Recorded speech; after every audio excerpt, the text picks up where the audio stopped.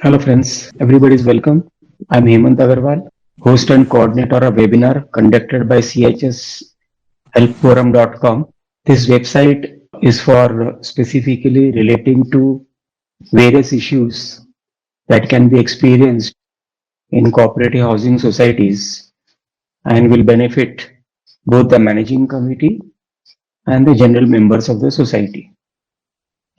Housing societies में खास करके जैसे महाराष्ट्र में MCS act, Maharashtra cooperative societies act के अंतर्गत कई टाइप के मेंबरशिप्स हैं। जो साधारण तौर पे हम मेंबर समझते हैं वो ऐसा है कि प्राइमरी मेंबर का मतलब जिस शेयर सर्टिफिकेट पे जिसका नाम फर्स्ट है। जॉइंट मेंबर, इसका मतलब शेयर सर्टिफिकेट में जिसका नाम दूसरा, तीसरा, चौथा, वो सब जॉइंट मेंबर्स में कहलाते हैं। तो जॉइंट मेंबर्स प्राइमरी मेंबर नहीं हो सकता और प्राइमरी मेंबर जॉइंट मेंबर नहीं हो सकता। उसके बाद में एसोसिएट मेंबर, तो एसोसिएट मेंबर जॉइंट मेंबर नहीं हो सकता और एसोसिएट मेंबर प्राइमरी मेंबर नहीं हो सकता। उसके बाद में आता है नॉमिनी मेंबर। नॉमिनी मेंबर को नया नाम दिया हुआ है प्रोविजनल मेंबर। तो प्रोविजनल मेंबर जो है वो प्राइमरी मेंबर भी हो सकता है और जॉइंट मेंबर भी हो सकता है, डिपेंडिंग कि वो किसका नॉमिनी के बेसिस पे वो प्रोविजनल मेंबर बना हुआ है। फिर दूसरा बायलॉज के हिसाब से नॉमिनल मेंबर। नॉमिनल मेंबर उसको कहा जाता है जो आप आपके फ्लैट में जो टेनेंट रखते हो, लिव इन लाइसेंस टेनेंट है, भाड़े पे है वगैरह। एक मेंबरशिप है एक्टिव और नॉन एक्टिव मेंबर, जो हाउसिंग सोसाइटीज के लिए डिलीट कर दिया हुआ है जुलाई 2019 से। और एक होता था पहले सिंपेथाइजर मेंबर, जिसको अगस्त 2014 से उसको भी डिलीट कर दिया हुआ है। इसके अलावा और किसी भी प्रकार का के मेंबरशिप सोसाइटी में एडमिट करना गैर कानूनन है और वो ठीक नहीं है। आज हम सिर्फ बात करेंगे एसोसिएट मेंबर के बारे में। एसोसिएट मेंबर हर प्रकार की सोसाइटी में हो सकता है। हाउसिंग सोसाइटी में भी हो सकता है, इंडस्ट्रियल सोसाइटी में भी हो सकता है, प्रीमिसेस सोसाइटी में भी, agricultural society, milk society, credit society, in anywhere it can be associate member can be appointed. आज जो हम बात करने वाले हैं वो एसोसिएट मेंबर के बारे में है। एसोसिएट मेंबर वो जो महाराष्ट्र कोऑपरेटिव सोसाइटीज एक्ट और रूल्स के अंतर्गत आते हैं। दूसरे स्टेट जैसे गुजरात हो गया, दिल्ली हो गया, गोवा हो गया वगैरह, वो उनके अपने अपने कोऑपरेटिव सोसाइटीज के कानून है। वहां के बारे में एसोसिएट मेंबर की क्या परिभाषा है, क्या डेफिनेशन है, कैसे एडमिटेंस है वगैरह, उसके बारे में आज हम चर्चा नहीं कर रहे हैं। एसोसिएट मेंबर का स्टेटस का मतलब एक कोई भी इंडिविजुअल पर्सन। अभी इंडिविजुअल पर्सन का मतलब है नेचुरल पर्सन। नेचुरल पर्सन जैसे मैं हो गया, मैं एक नेचुरल पर्सन है। लेकिन अगर मैं ये कहूं कि अग्रवाल HUF, तो वो नॉन नेचुरल पर्सन हो गया। Corporate body non natural person हो गया। तो एसोसिएट मेंबर सिर्फ एक नेचुरल पर्सन, वो भी एक सिंगल इंडिविजुअल पर्सन, एक फ्लैट के अगेंस्ट में अपॉइंट किया जा सकता है, डेलीगेट किया जा सकता है अथॉरिटी। और वो अथॉरिटी डेलीगेट करने का अधिकार सिर्फ और सिर्फ प्राइमरी मेंबर को है। प्राइमरी मेंबर मतलब फर्स्ट मेंबर को है। एक फ्लैट के लिए 2 एसोसिएट मेंबर या 3 एसोसिएट मेंबर अपॉइंट नहीं किया जा सकेगा, जस्ट इसके लिए क्योंकि सोसाइटी में एक ही प्राइमरी मेंबर है और वो अपना अधिकार उस एसोसिएट मेंबर को देना चाहता है। उसके वो जो कुछ भी करना चाहता है प्राइमरी मेंबर, और वो किसी कारणवश यहाँ पे नहीं है, तो उसका अधिकार वो अपने प्राइमरी एसोसिएट मेंबर को दे सकता है। Joint member is not entitled to appoint associate member, क्योंकि सारा जो कारोबार है सोसाइटी का उस फ्लैट के अगेंस्ट में, वो सिर्फ और सिर्फ प्राइमरी मेंबर के अगेंस्ट, प्राइमरी मेंबर के दम पर ही चलता है, उसके अधिकार से ही चलता है। जैसे उदाहरण के तौर पे अगर जॉइंट मेंबर को इलेक्शन लड़ना है तो वो दूसरे जॉइंट मेंबर का कंसेंट ले सकता है। वो और किसी मेंबर का कंसेंट नहीं ले सकता। पर उसको मेंबर का कंसेंट लेना है तो वो प्राइमरी मेंबर का ही कंसेंट लेना है। जॉइंट मेंबर को मीटिंग अटेंड करनी है या एसोसिएट मेंबर को मीटिंग अटेंड करनी है तो भी उसका परमिशन उसको प्राइमरी मेंबर से लेना है। जैसे मैंने पहले बताया कि एक फ्लैट के पीछे सिर्फ और सिर्फ एक ही एसोसिएट मेंबर अपॉइंट किया जा सकता है। एमसीएस एक्ट ये प्रोवाइड करता है कि associate member name will not be recorded in the share certificate. जैसे उदाहरण के तौर पे शेयर सर्टिफिकेट पे अगर मानो एक एग्रीमेंट में 4 नाम है, तो 4 नाम में पहला नाम हो गया प्राइमरी मेंबर, बाकी 3 में हो गए जॉइंट 1, जॉइंट 2, जॉइंट 3 मेंबर्स हो गए। तो सिर्फ और सिर्फ यही चार नाम शेयर सर्टिफिकेट पे रिकॉर्ड किया जाएगा। इसका मतलब ये हुआ कि शेयर सर्टिफिकेट पे सिर्फ और सिर्फ उसी का नाम आएगा जो उस पर्टिकुलर फ्लैट में का टाइटल ओनर है। अगर टाइटल ओनर नहीं है तो शेयर सर्टिफिकेट पे उस व्यक्ति का नाम एंट्री नहीं हो सकता। आई रजिस्टर पे उसका नाम एंट्री नहीं हो सकता। ए कंपनी, ट्रस्ट और an NGO cannot be appointed as associate member. Why? Because they are non-natural person, they are artificial person, and only a natural person can be appointed as an associate member. कभी कभी क्या होता है कि associate member आप क्यों appoint करना चाहते हैं? क्या एसोसिएट मेंबर का मतलब क्या हुआ? एसोसिएट मेंबर का मतलब ये हुआ कि प्राइमरी मेंबर किसी कारणवश सोसाइटी के रेगुलर अफेयर्स में या एडमिनिस्ट्रेशन में भाग नहीं ले पा रहा है, किसी कारणवश। हो सकता है कि वो अब्रॉड में हो, या वो बड़ा बुजुर्ग हो गया हो, या फिजिकली इनवैलिड हो गया हो किसी तरह से, और कई भी रीजन हो सकते हैं। तो प्राइमरी मेंबर अपने अधिकार को कायम रखने के लिए और किसी एसोसिएट मेंबर को अपॉइंट कर सकता है। आप ये ध्यान रखें कि जॉइंट मेंबर को एसोसिएट मेंबर आप अपॉइंट नहीं कर पाएंगे। आपके जानकारी के लिए ये भी बता दें कि एक फ्लैट में ये जरूरी नहीं है कि एक फैमिली ही पूरा टाइटल ओनर हो। इट मे बी कि समझो अनिल शर्मा है, वो टाइटल ओनर है, उसका एक दोस्त है सुनील राव, वो भी फ्लैट ओनर हो सकता है, मतलब वो जॉइंट मेंबर बन गया। इस तरह सुनीता शर्मा भी है तीसरी ओनर, लेकिन वो इन दोनों से रिलेटेड नहीं है, लेकिन फिर भी वो जॉइंट ओनर बन सकती है। लेकिन प्राइमरी ओनर को बनने के लिए कुछ परिभाषा दिखाया हुआ है। I will explain. MCS Act provides that his primary member का अथोराइज रिप्रेजेंटेटिव, इसका मतलब है associate member, authorise representative of the primary member is equal to associate member. Associate member का मतलब लगभग पावर ऑफ अटॉर्नी होल्डर होता है, but not a power of attorney holder. Power of attorney holder में ये दिया हुआ है कि भाई मेरे बिहाफ में ये सारा काम करेगा वो, लेकिन यहाँ पे एसोसिएट मेंबर को सिर्फ लिमिटेड पर्पस के लिए ही पावर दिया जाता है, सोसाइटी के कामकाज के लिए। बाकी और कोई कामकाज वो नहीं कर सकता। Associate member can not give out your flat on rent, associate member can not sell your flat, लेकिन पावर ऑफ अटॉर्नी होल्डर को ये सारे अधिकार दिए जा सकते हैं। पर लेने, बेचना, भाड़े पे चढ़ाना, मॉर्गेज करना वगैरह वगैरह करने का अधिकार एसोसिएट मेंबर को नहीं है, पर पावर ऑफ अटॉर्नी और registered power of attorney holder यानी पीओए होल्डर उसको दिया जा सकता है। एसोसिएट मेंबर को सोसाइटी के वोटिंग इलेक्शन में वोट करने का अधिकार है, प्राइमरी मेंबर को रिप्रेजेंट करने का अधिकार है, एसोसिएट मेंबर को इलेक्शन लड़ने का अधिकार है, मतलब इलेक्शन कॉन्टेस्ट करने का अधिकार है, और मैनेजिंग कमेटी मेंबर बनने का अधिकार है।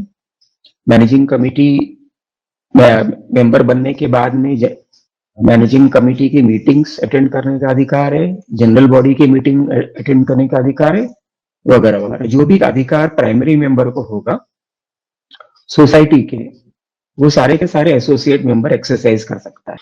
अभी जैसे उदाहरण के तौर पे प्राइमरी मेंबर को अपना फ्लैट भाड़े पे देने का अधिकार है, लेकिन यह अधिकार एसोसिएट मेंबर को नहीं दिया हुआ है।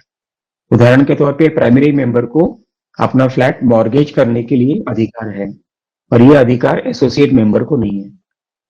कई सोसाइटियां ये सोचती हैं कि इसको एसोसिएट मेंबर बना दिया तो वो प्राइमरी मेंबर को रिप्रेजेंट करता है, तो वो सारा कार्य काम कर सकता है। लेकिन फ्लैट को भाड़े पे देना या मॉर्गेज पे देना दूसरे अलग अलग कानून के दायरे में आता है। जैसे ट्रांसफर ऑफ प्रॉपर्टी एक्ट के दायरे में आ गया, स्टैम्प ड्यूटी एक्ट के दायरे में आ गया, रजिस्ट्रेशन एक्ट के दायरे में आ गया। कुछ कॉन्स्टिट्यूशनल एक्ट आर्टिकल्स के दायरे में आ गया।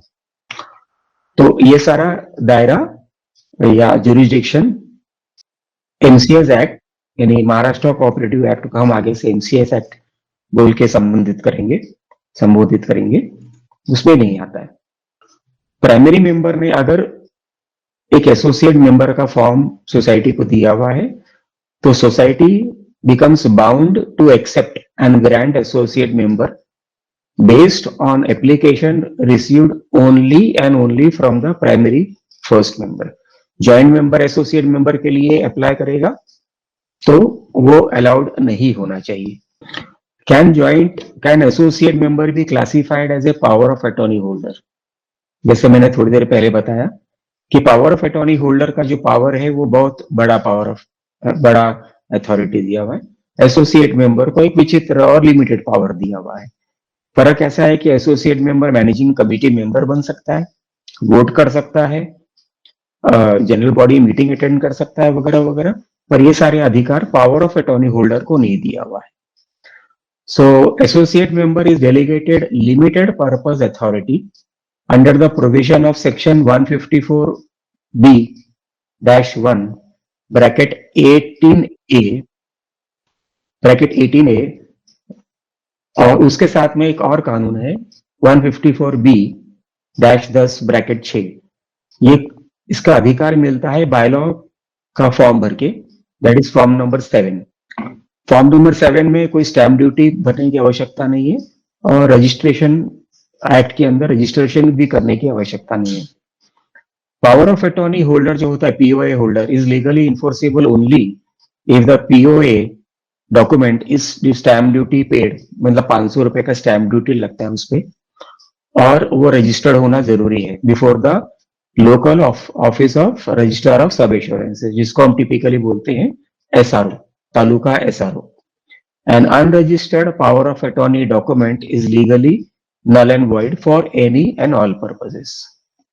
एसोसिएट मेंबर के बारे में जानने के लिए हमारे वेबसाइट में आर्टिकल भी है, वो आप रीड कर सकते हैं। उसका एप्लीकेशन फॉर्म्स वगैरह भी हमने अपने वेबसाइट में डाल रखा है, वो भी आप जाके रेफर कर सकते हैं। एक प्रश्न ऐसा आता है कई बार कि पावर ऑफ अटॉर्नी क्या एसोसिएट मेंबर बन सकता है? यस, बन सकता है। एक इंडिविजुअल पर्सन, मतलब समझो अनिल शर्मा का बेटा है सुनील, अनिल शर्मा ने अपने बेटे को पावर ऑफ अटॉर्नी दिया कि मेरे बिहाफ में आप ये सारा काम करोगे, लेना, बेचना, गिफ्ट करना, भाड़े पे देना, पावर ऑफ अटॉर्नी होल्डर ये सारा काम करेगा। उसके साथ में वो ये भी बोलता है कि मेरे बिहाफ में मैनेजिंग कमेटी की मीटिंग भी अटेंड करेगा, जनरल बॉडी की मीटिंग भी अटेंड करेगा वगैरह वगैरह, और उसके लिए सारा अधिकार मैं पावर ऑफ अटॉर्नी में देता हूं। और चूंकि एमसीएस एक्ट में पावर ऑफ अटॉर्नी होल्डर को जनरल बॉडी मीटिंग या मैनेजिंग कमेटी मेंबर बनने का अधिकार नहीं है, इसीलिए वो पावर ऑफ अटॉर्नी होल्डर अपने खुद के नाम पे एसोसिएट मेंबर का फॉर्म भर सकता है और form number 7 that is bylaw prescribe form number 7 और खुद ही साइन करके वो अपने आप को एसोसिएट मेंबर बना सकता है। कानूनन तौर पे और टेक्निकल तौर पे ये लागू हो सकता है, इसमें कोई कानूनन बंदिश नहीं है इसके अंदर। इसका मतलब ये हुआ कि power of attorney holder can be a person who holds associate membership under MCS act and power of attorney authority under the power of attorney act, दो अलग अलग कानून हैं। एक दूसरा प्रश्न ऐसा निर्माण होता है कि क्या सिर्फ एक ब्लड रिलेटिव या फैमिली मेंबर ही एसोसिएट मेंबर बन सकता है?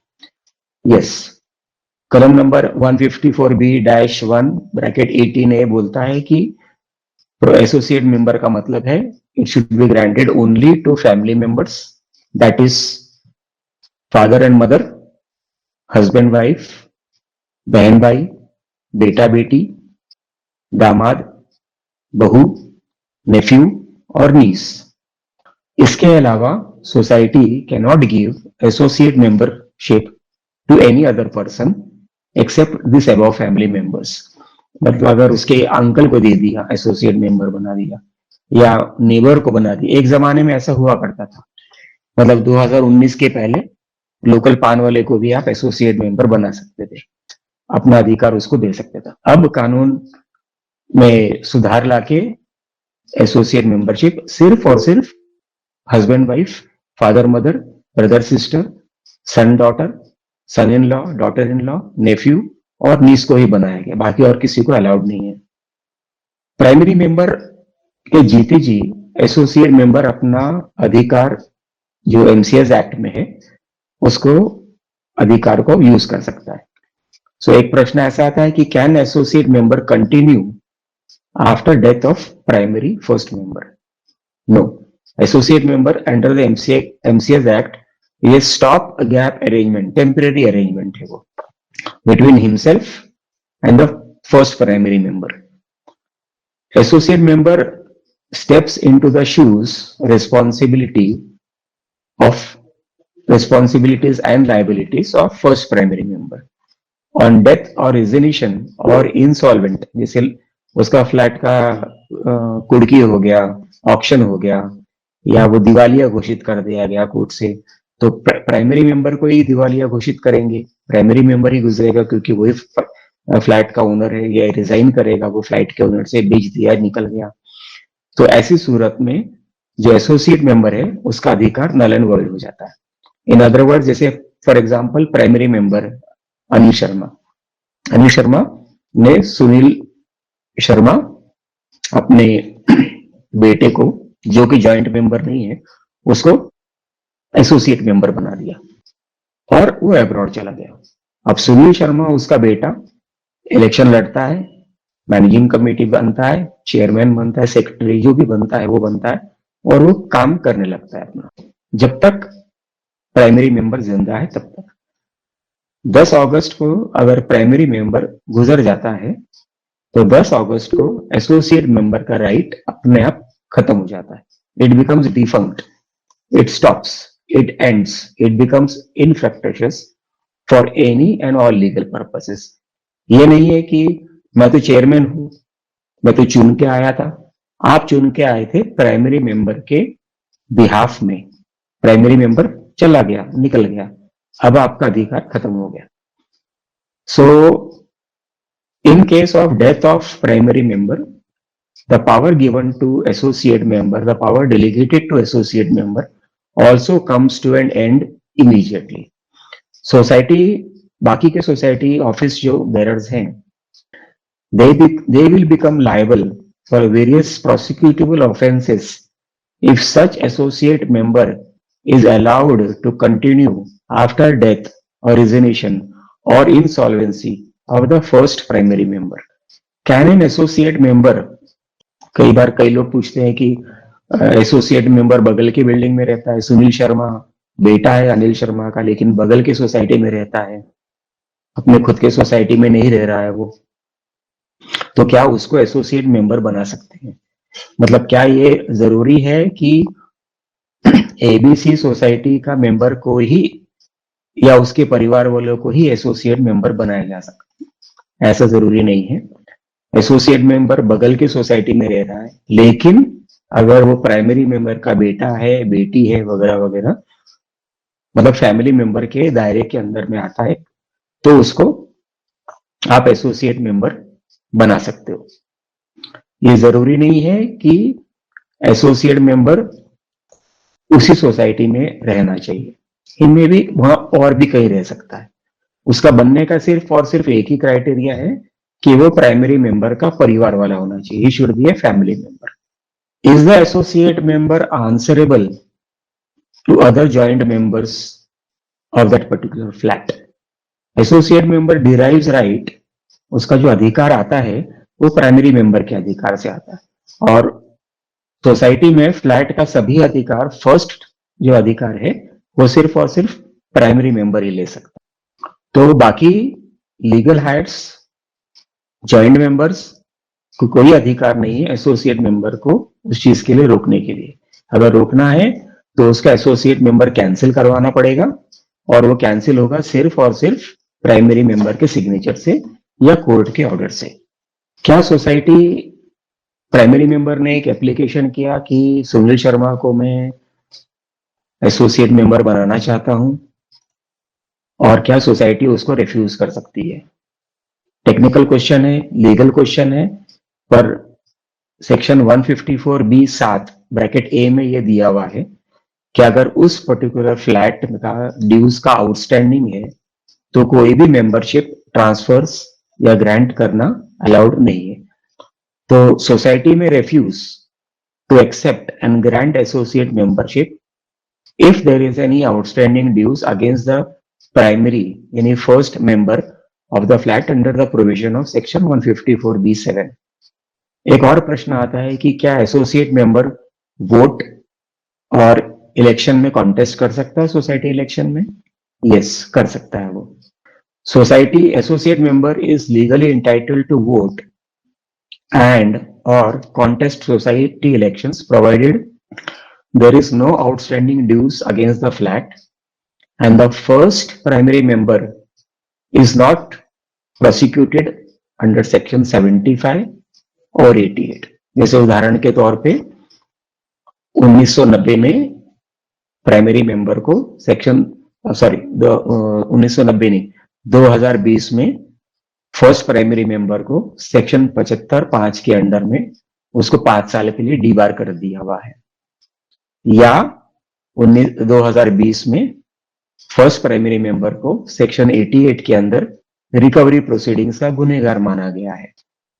तो ऐसे केस में वो उसका एसोसिएट मेंबर, क्योंकि उसका अधिकार प्राइमरी मेंबर से आता है, तो अगर प्राइमरी मेंबर को इलेक्शन कॉन्टेस्ट लड़ने का अधिकार नहीं रहेगा सेक्शन 75 और या सेक्शन 88 या सेक्शन 98 के रिस्ट्रिक्शंस की वजह से, उसी तरह उसका एसोसिएट मेंबर भी इलेक्शन नहीं लड़ पाएगा। प्राइमरी मेंबर अगर डिबार्ड हो गया है 75 में, 88 में, 98 में, तो एसोसिएट मेंबर को लड़ने का अधिकार पैदा नहीं हो जाता है, क्योंकि उसका अधिकार पैदा होता है प्राइमरी मेंबर, और प्राइमरी मेंबर डिबार्ड है। एक प्रश्न और निर्माण होता है कि can recovery proceeding be filed against associate member for society's outstanding dues? Yes, provided the associate member is residing in the flat of the first primary member, wherein is classified as an occupant of the property.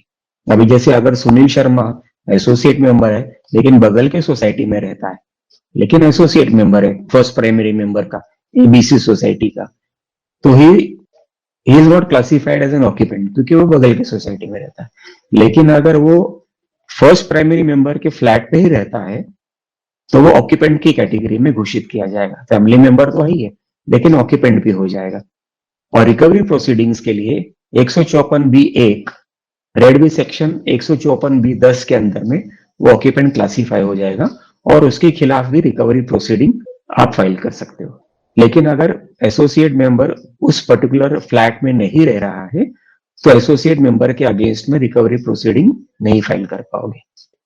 Can joint member, second member, third member, fourth जो भी है, object to appointment of associate member? No, the sole authority to appoint associate member is of only and only the first primary member. There can be only one associate member for one flat. There cannot be two associate member for one flat. Hence, society cannot grant associate membership to multiple persons for one flat. इस वजह से joint members associate member appoint भी नहीं कर सकते और objection भी नहीं ले सकते। जैसे मैंने शुरू में बताया कि एसोसिएट मेंबर के पास में सिर्फ एमसीएस एक्ट में एक टेम्परेरी अरेंजमेंट के हिसाब से वो काम करेगा, जिसका अधिकार लिमिटेड पर्पज है। एसोसिएट मेंबर जो होता है वो टाइटल ओनर नहीं होता है। टाइटल ओनर सिर्फ और सिर्फ प्राइमरी मेंबर व उसके जॉइंट मेंबर्स ही हो सकते हैं जिनका नाम एग्रीमेंट में है। तो जिनका नाम एग्रीमेंट में है वही और वही सिर्फ टाइटल ओनर हो सकते हैं, बाकी टाइटल ओनर नहीं हो सकते। प्राइमरी में जिसको हम बोलते हैं प्रोविजनल मेंबर, प्रोविजनल मेंबर भी टेम्परेरी मेंबर है लेकिन वो टाइटल ओनर नहीं है। इसीलिए एसोसिएट मेंबर को फ्लैट बेचने का, गिफ्ट करने का, ट्रांसफर करने का, भाड़े पे देने का, ये सब अधिकार एसोसिएट मेंबर को नहीं है। अगर वो करता है तो वो मैनेजिंग कमेटी के साथ में वो क्रिमिनल ऑफेंस करता है। तो अगर मैनेजिंग कमेटी सुन रहे हैं तो उनको भी ये समझ में आना चाहिए कि एसोसिएट मेंबर का साइन किया हुआ कोई भी sale deed, gift deed, transfer deed, rent agreement वगैरह उनको एंटरटेन नहीं करना चाहिए। हाउएवर अगर कोई पावर ऑफ अटॉर्नी होल्डर ये सब कर रहा है तो मैनेजिंग कमेटी उस चीज को एंटरटेन कर सकती है। वो भी ये ध्यान रखना जरूरी है कि power of attorney duly stamp duty paid और रजिस्टर्ड होना चाहिए। अगर अब्रॉड का है तो वहां पे एम्बेसी नोटर एम्बेसी अटेस्टेड या नोटरी एपिस्टल रजिस्टर्ड होना चाहिए, वहां पे स्टैम्प होना चाहिए। क्या एक आदमी ये बोल सकता है कि मैं ही खुद ही एसोसिएट मेंबर बन जाता हूँ? वो पॉसिबल नहीं है, क्योंकि फर्स्ट प्राइमरी मेंबर का सिग्नेचर किया हुआ फॉर्म 7 के बगैर और 100 रुपए का फीस दिए बगैर वो एसोसिएट मेंबर नहीं बन पाएगा। बायलॉ में ये प्रोविजन है। एक प्रश्न हमेशा आता है कि मैं तो एसोसिएट मेंबर बन गया तो सोसाइटी का बिल मेरे नाम पे आना चाहिए। वैसा कभी भी नहीं होना चाहिए। मैनेजिंग कमेटी को सिर्फ और सिर्फ जो टाइटल ओनर है, यानी जिसका नाम एग्रीमेंट में है, यानी जिसका नाम शेयर सर्टिफिकेट में है, सिर्फ और सिर्फ उसी के नाम पे बिल बनना चाहिए और किसी के नाम पे सोसाइटी का मेंटेनेंस बिल बनाना गैर कानूनी है। वह और किसी के नाम पे भी और किसी का नाम आई रजिस्टर में रिकॉर्ड करना भी गैर कानूनी है। गैर कानूनी का मतलब है वो क्रिमिनल ऑफेंस भी है। क्या सोसाइटी एसोसिएट मेंबर को बगैर प्राइमरी मेंबर के परमिशन से सोसाइटी से निकाल सकती है? वेल, एसोसिएट मेंबर को अपॉइंट करने का अधिकार सिर्फ प्राइमरी मेंबर को है और उसको निकालने का अधिकार भी या विड्रॉ करने का अधिकार भी सिर्फ और सिर्फ प्राइमरी मेंबर को है। सोसाइटी को यह अधिकार नहीं है कि एसोसिएट मेंबर को निकाल दे करके। कई बार ऐसा होता है, पहले के जमाने में ऐसा होता था कि एसोसिएट मेंबर का नाम सोसाइटी की शेयर सर्टिफिकेट रिकॉर्ड कर लेते थे, लेकिन अभी कानून बदली हो गया है 2019 में। सेक्शन 154 भी 118 के अंदर में ऐसा दिया हुआ है कि associate member is only A temporary delegated authority and not the title owner of the flat.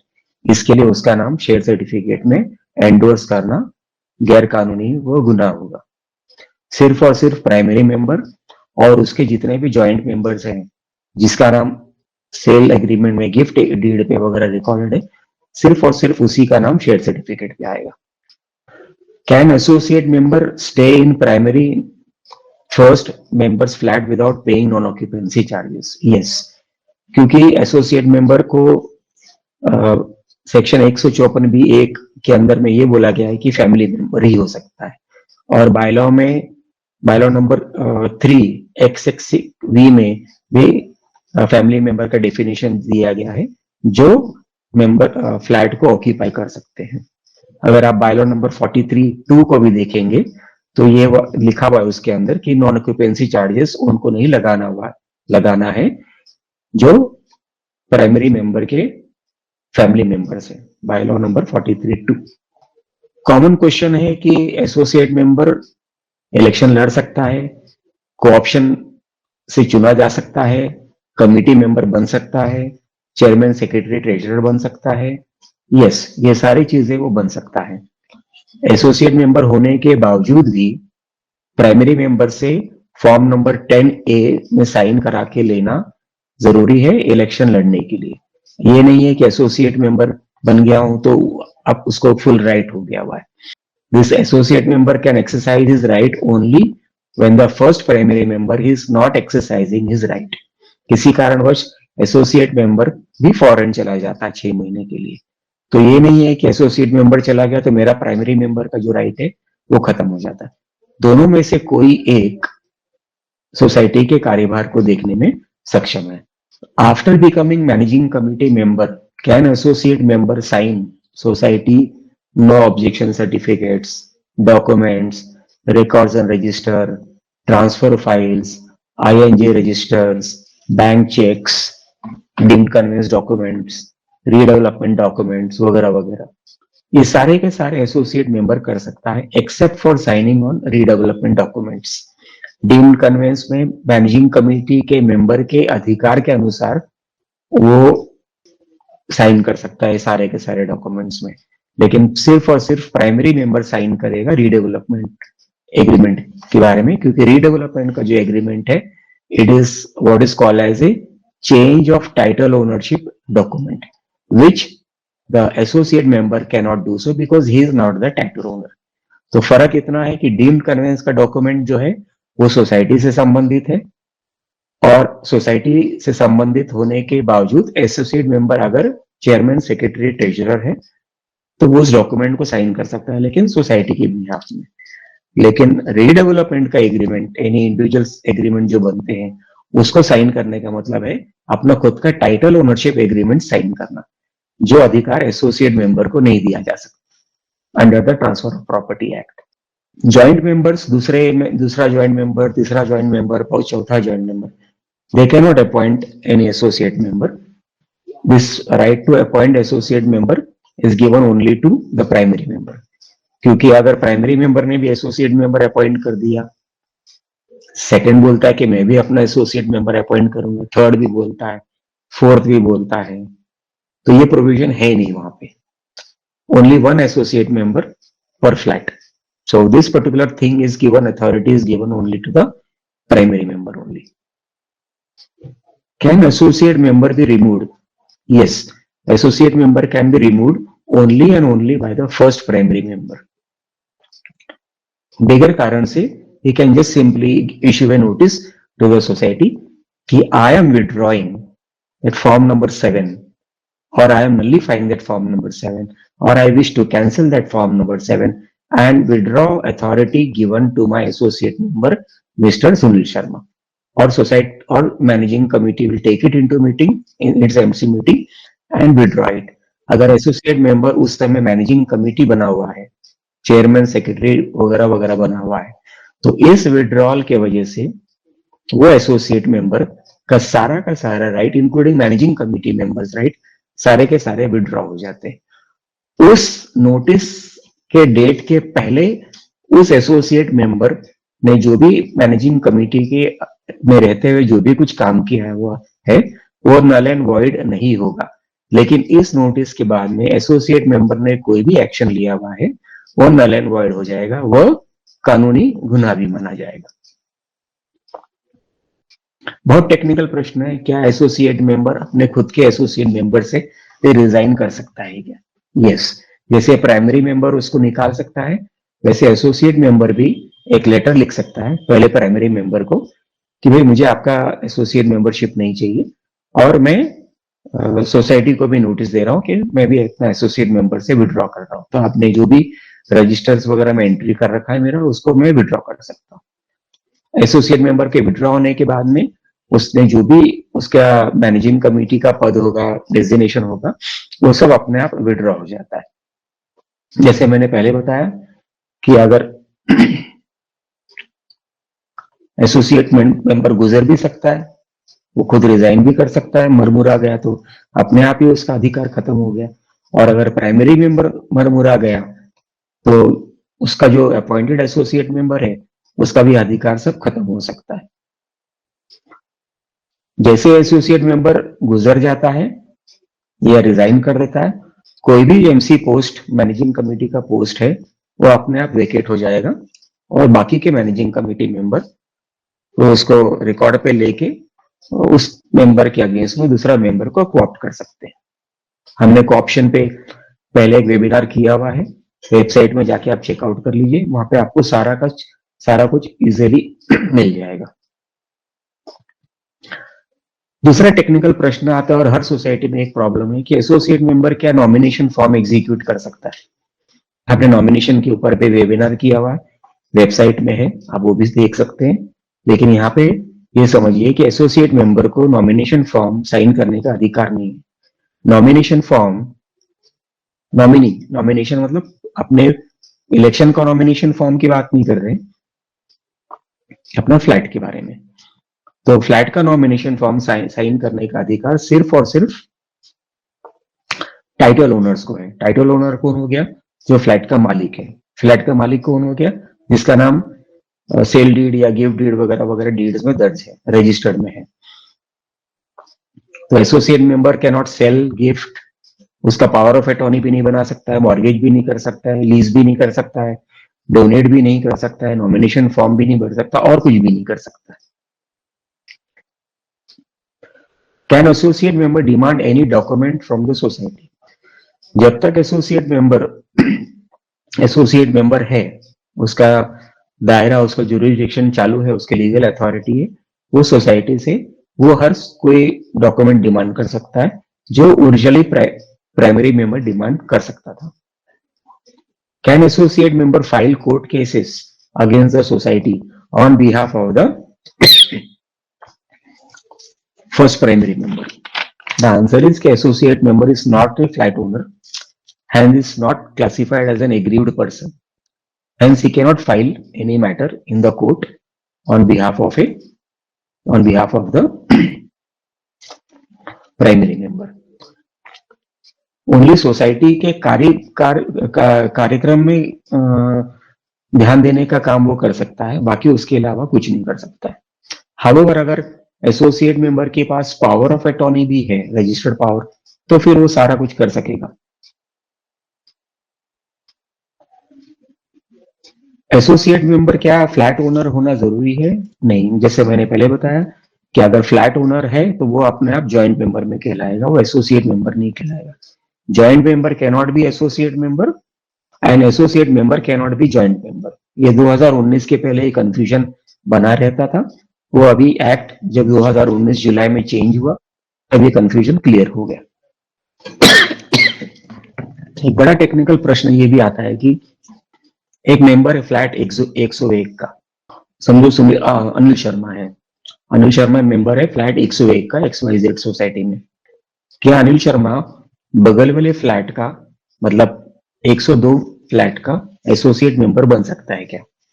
अगर 102 वाला फ्लैट अगर उसका फैमिली मेंबर है तो उस फ्लैट का वो एसोसिएट मेंबर बन सकता है, और उस फ्लैट के अगेंस्ट में मतलब 102 नंबर के फ्लैट के अगेंस्ट में वो वोटिंग है, कॉन्टेस्टिंग इलेक्शंस वगैरह वगैरह सारा कर सकता है. लेकिन फिर अपना वो खुद का अधिकार फ्लैट नंबर 101 का जो था वो उसका नल एंड वॉइड हो जाएगा. Can associate member be appointed as member of board of administrator of society? Yes, it is permitted. जैसे प्राइमरी मेंबर को अपॉइंट कर सकते हैं वैसे एसोसिएट मेंबर को भी कर सकते हैं. एसोसिएट मेंबर सोसाइटी में कुछ भी उसने फंड्स का मिस अप्रोप्रिएशन किया, फ्रॉड किया, अकाउंट बुक्स में, सोसाइटी के रजिस्टर्स में चीटिंग किया और चेंजेस किया, इलीगल चेंजेस वगैरह कर दिया, तो एसोसिएट मेंबर के साथ में प्राइमरी मेंबर भी गुनाहगार हो जाता है. ये अगर आप देखें तो 154B-10 सेक्शन में ही लिखा हुआ है. तो एसोसिएट मेंबर ऐसा नहीं है कि मैं एसोसिएट मेंबर हूं, मैंने कुछ भी कर दिया तो खाली प्राइमरी मेंबर रिस्पॉन्सिबल होगा. प्राइमरी मेंबर के साथ में एसोसिएट मेंबर भी रिस्पॉन्सिबल होगा. प्राइमरी मेंबर ये नहीं कह पाएगा कि मैंने नहीं किया, ये तो मेरे एसोसिएट मेंबर ने किया, लेकिन दोनों रिस्पॉन्सिबल हैं under the civil laws as well as consumer protection laws also. Can associate member be, one moment please, can associate member be legally prosecuted under criminal or civil or consumer protection act or cooperative laws? Yes, if the MC member is the associate member is an MC member. MC का मतलब managing committee member, और उस MC member के कार्यकाल में उसने जो भी कुछ गुनाह किया हुआ है या ऑफेंसेस किया हुआ है या नेग्लिजेंस किया हुआ है, तो अलग अलग सेक्शंस कलम्स के हिसाब से क्रिमिनल जो लॉज एप्लीकेबल होगा, सिविल लॉज एप्लीकेबल होगा, कंज्यूमर लॉज एप्लीकेबल होगा, कोऑपरेटिव लॉज या और कोई भी laws, even BMC laws also, वो सारे कानून के अंतर्गत associate member jointly with first primary member can be prosecuted for all this offences. So I think I will conclude today's lecture. Thank you everybody for your patience and listening to me.